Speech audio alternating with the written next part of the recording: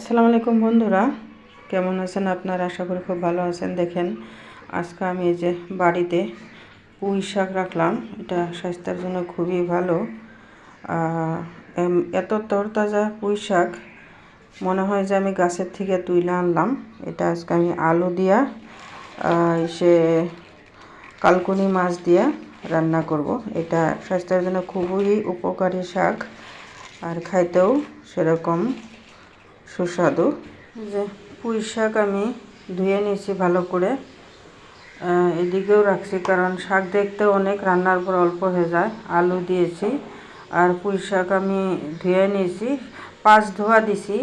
কেননা আমরা যে কোনো বস্তু যতই ফ্রেশ হোক না কেন, হাদিস মোতাবিক 3 ধোয়া দিতে লাগে। যদি আমরা 3 ধোয়া দিয়া বস্তু না খাই, রান্না না করি, তাহলে শয়তানের বসবাস থাকে এখানে। তো আমি যে কোনো বস্তু 3 ধোয়া দেই। আর শাক সবজি যদি বেশি নোংরা থাকে, তাহলে নোংরার উপরে ডিপেন্ড করে কতবার আমরা ধোবো। তো বেশি একটা নোংরা ছিল না, তাই আমি 5 ধোয়া দিছি। তো যদি বেশি নোংরা থাকে 7 ধোয়া ধরেন তাও দিতে লাগে। তো এটা আমি একটা খুব ইম্পর্টেন্ট কথা বললাম আপনাদেরকে।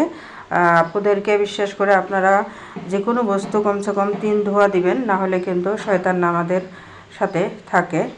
তো এখন আমি এটা রান্না বসাবো। পুঁই শাক vitamin A, vitamin C, iron, calcium ও ম্যাগনেসিয়ামের ভালো উৎস। এগুলো রোগ প্রতিরোধ ক্ষমতা, হাড়ের স্বাস্থ্য এবং ত্বকের যত্নে সাহায্য করে। চোখের স্বাস্থ্য ভালো রাখতেও সাহায্য করে। পুঁই শাকের পাতা একটু পিচ্ছিল প্রকৃতির হওয়ার এটি হজম শক্তিকে শান্ত করে এবং আঁশযুক্ত হওয়ার জন্যে কোষ্ঠকাঠিন্য কমাতে সাহায্য করে। আরও বহুত গুণাগুণ আছে, এত তো বলা সম্ভব নয়। তো ফাইনালি আমার হয়ে গেল পুঁই শাক, আলু এবং কলকানির মাছ দিয়া সবজি। সেই স্বাদ, সাথে সাথে সেই স্বাদ। ধন্যবাদ।